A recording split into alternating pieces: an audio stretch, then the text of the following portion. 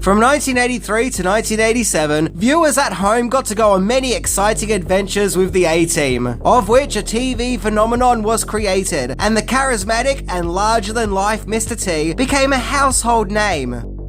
The A-Team tells the story of a group of ex-soldiers of the United States Army Special Forces who were wrongly convicted of a crime in the Vietnam War, where the group fled to the Los Angeles underground and became soldiers for hire, where they now go on missions to take on injustices, and in turn created one of the most standout and iconic TV shows of the 1980s, a staple of the era, one which would become famous for its unique characters, cartoon-styled action, iconic van, and of course Mr. T's love of gold jewelry.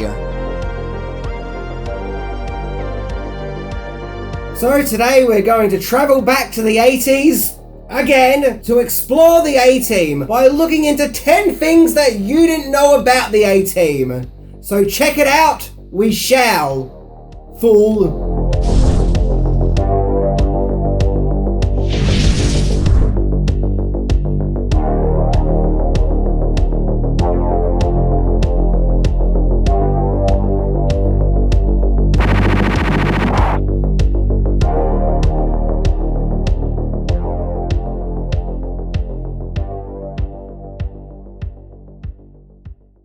Would anyone like some coffee? Oh, that'd be nice. How would you like it? In a cup, fool. Number 10. The creation of the A-Team. Producer-writer Stephen J. Cannell had written for many great TV shows, including Columbo. However, in the early 80s, he was fired from TV network ABC for failing to provide the station with a hit TV show, despite the fact that he had just created The Greatest American Hero, which would of course become a cult classic. Cannell would go on to be hired by NBC, where he was very quickly put to the challenge, with the president of the company, Brandon Tartikoff, instructing Cannell and fellow writer-producer Frank Lupo to create a new and exciting action-packed TV show. Tartikoff informed the producers that he wanted the show to be a combination of Mission Impossible, Mad Max, The Magnificent Seven, The Dirty Dozen, and Hill Street Blues, and it was to feature Mr. T. So, you know, no pressure or anything. And so the A-Team was conceived. Incidentally, the title of the A-Team is a nickname that was used by the US Army during the Vietnam War. It was to describe the Operational Detachments Alpha, aka the A-Team. Number 9. The awkward pilot episode. So it's here we get to the stellar casting of the A-Team, which of course includes the charismatic showstopper Mr. T as B.A. Bad Attitude Baracus, a true force to be reckoned with Mr. T claiming the role was written specifically for him. And yeah, Baracus does seem to be tailor-made to his larger-than-life personality. When it came to the casting of the character John Hannibal Smith, James Coburn was considered, but it was the legendary George Peppard who was cast.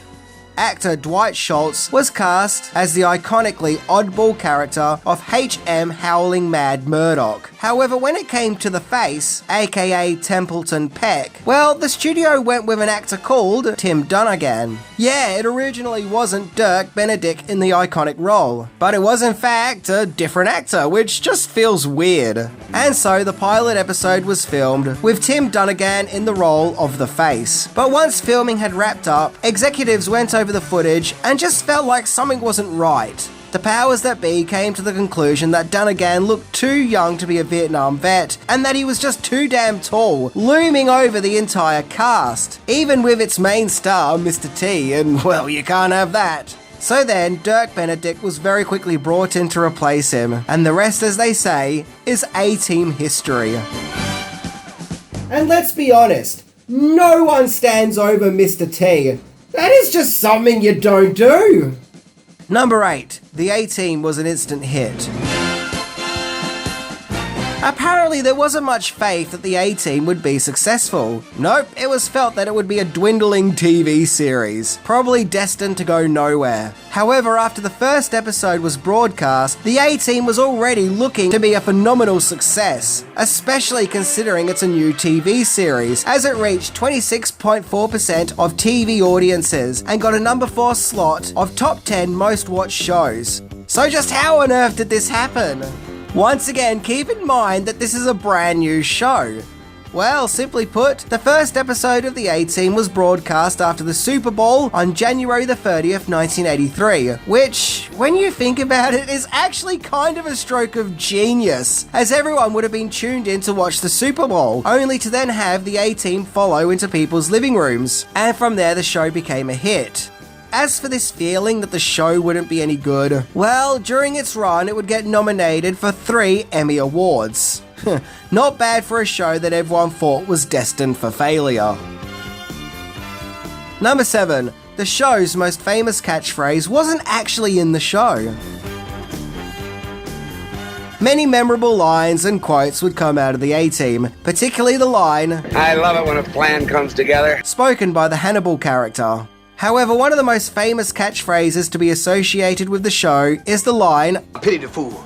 spoken by B.A. Baracus, aka Mr. T. In fact, some people may instantly associate the show with I Pity the Fool. However, the line is never actually said in the show itself. No, it's actually a line that Mr. T's Clubber Lang character said in Rocky 3. Now, he does say the word fool a lot in the show, but he never actually says I pity the fool.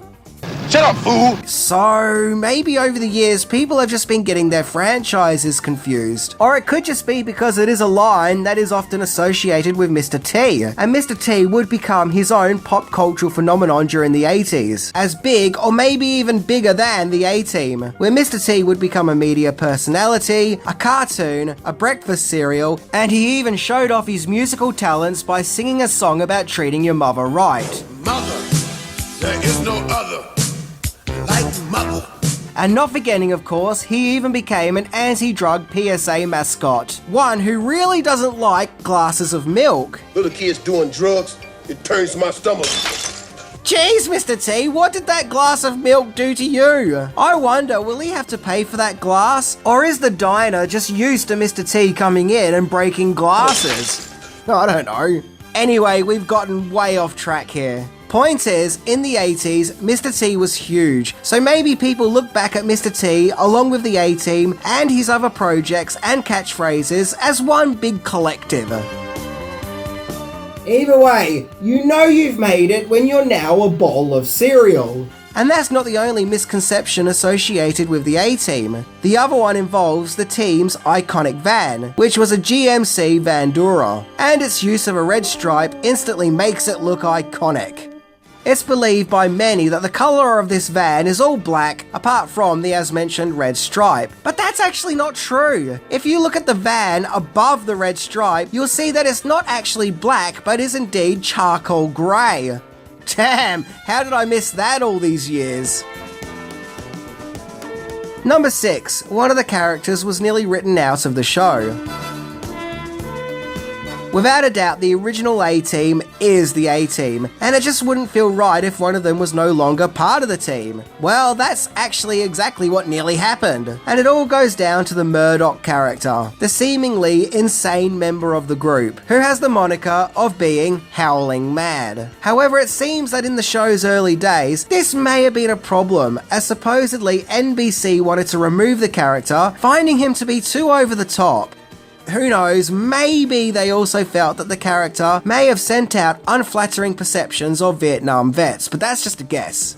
So the powers that be behind the show were ready to remove this iconic character. However, there was one major issue standing in their way, which of course was the fans. You see, test audiences absolutely loved the character, and at one stage he was even the highest rated character in the test viewings. So NBC couldn't ignore the information that was being presented to them. That being, Murdoch is a successful character, so probably to their annoyance, the character stayed. Thank God too, as the show just wouldn't have been right without him. Number 5. Tensions on set. Filming of the A-Team took place around California, in locations including Santa Clarita, Universal Studios and Universal City, as well as additional scenes being filmed in Texas. It is said that an episode would be filmed 5 weeks before it would actually go to air. Now, there are claims out there that while making the show, Mr. T and George Pepper didn't get along very well. According to IMDb, something that fueled their dispute was the fact that Mr. T had become the star of the show, but it was Peppard who felt that he was the proper movie star. The conflict worsened when Peppard found out that Mr. T was getting paid more than him. Yeah, look, it almost sounds like there was a power struggle going on over who was the true star of the show. You messed up bad. Now I have to mess you up. It's the law. It's also claimed that things got so strained between the two actors, fellow co-star Kurt Benedict would have to act as a messenger and a go-between for the two actors, as they weren't talking to each other. And later in the series, actor Robert Vaughn would be cast as Hunt Stockwell, in order for Vaughn to try and ease tensions between Mr. T and Peppard. In addition to all that, it's also been claimed that after appearing in a few episodes, Hulk Hogan was offered a permanent role in the show, but he actually turned it down due to Mr. T and Peppard's feud, feeling that he'll end up being a referee. And according to 80skids.com, there are some claims that actress Melinda Cooley, who played the reporter Amy Amanda Allen, was removed from the show because she too had conflicts with Peppard. Yeah, look, it all sounds kind of petty, and who knows what went on, as we weren't there. But there does seem to be lots of stories out there that there was, tensions. Benedict would further claim that Peppard simply referred to Mr. T as, quote, the man with the gold. And, well, that's definitely not a lie. Mr. T sure did have the gold. And it's said that Mr. T's gold jewellery weighed in at about 35 to 40 pounds. Well, that's commitment to jewellery if I've ever seen it. Number 4. Violence criticisms. Seeing how the A-Team had to appeal to a family audience, the violence seen in the show was greatly watered down, to the point where many have noted that the violence seen in the A-Team feels like a cartoon, with it often being likened to Tom and Jerry. This actually drew in heavy criticism from the critics during the show's run. Jeez, these critics, man! You can't win! Had it been too violent, they probably would have complained. Have it not violent enough and they still complain. It was noted that the A-Team's more comic book approach to its violence would often have scenarios like a hail of bullets being fired, yet miraculously, despite property around the characters being destroyed by said bullets, no one is hurt, with any form of serious injury being ignored.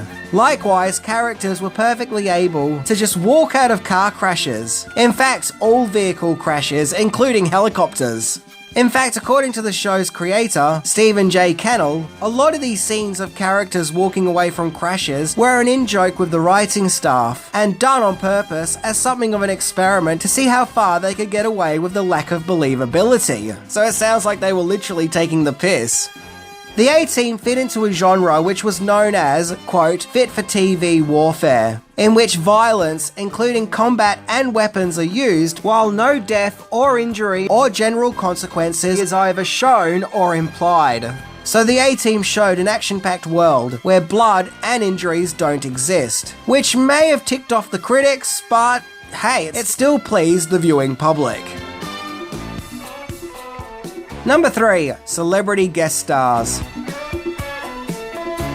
So throughout the A-Team's 5-season run, the show would see many famous or would-be famous faces turning up to get in on the action. These include Flash Gordon himself, Sam J. Jones, who of course played Flash Gordon in the Flash Gordon movie. But the show wasn't done with its Flash Gordon connection yet, oh no, as Melody Anderson, who played Dale in the Flash Gordon movie, also starred in the A-Team in the show's pilot. The show also featured Tia Carrera, who would go on to star in Wayne's World and True Lies, as well as Michael Ironside, RoboCop villains Kurtwood Smith and Ray Wise, Ghostbuster Ernie Hudson, Dean Stockwell, Isaac Hayes, Rick James, Lance Henriksen, the as-mentioned Hulk Hogan, Yaphet Kotto, James Saxon, and probably the most random of all the cameos, Boy George. He starred in an episode called Cowboy George.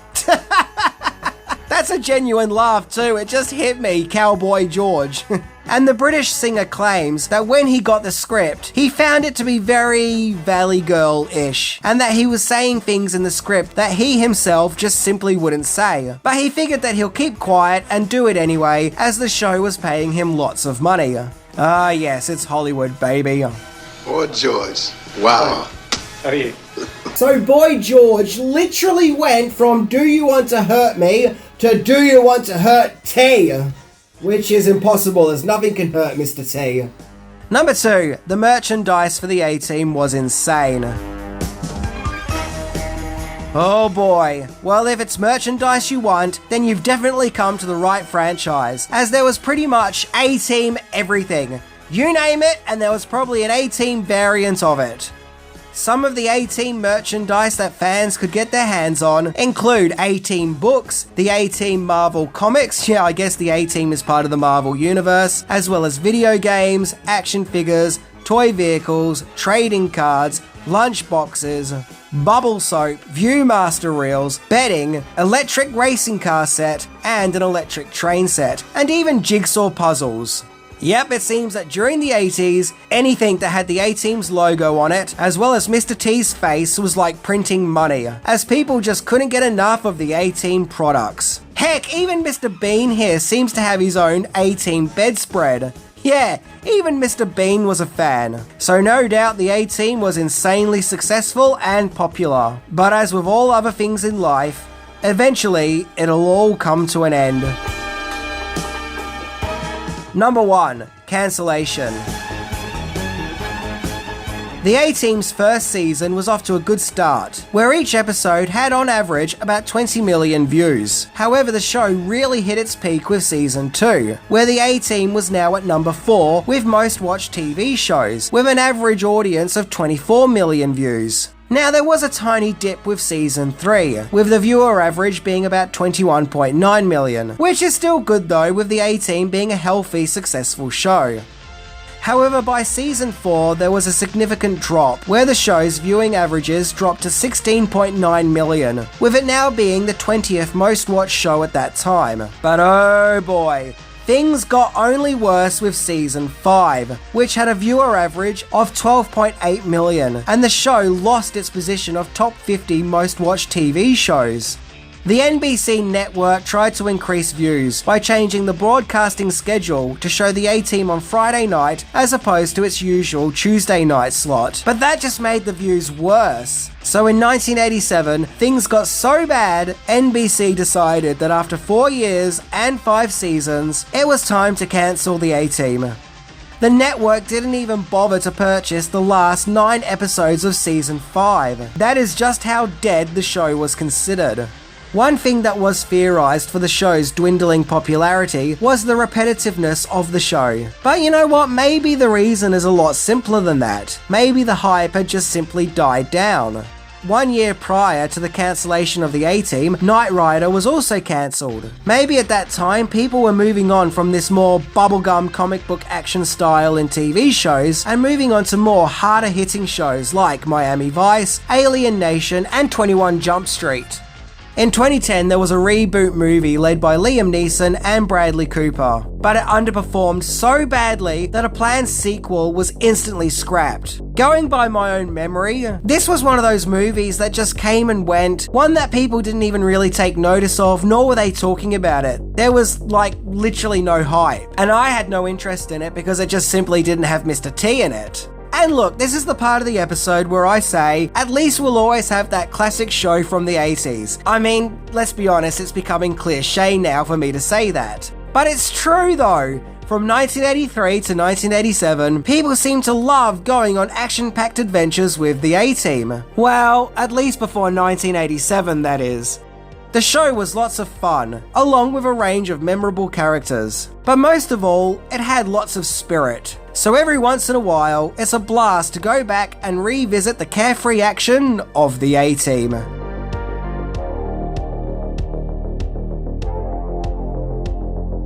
And so that was my look into the A-Team. It was pretty interesting, wasn't it?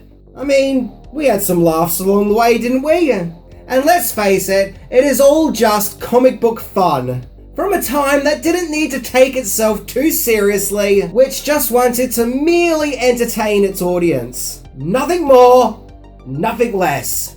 Anyway, I'm Minty, and remember, I love you all as much as Mr. T loves wearing heavy mounds of gold jewelry, which is a lot. See ya!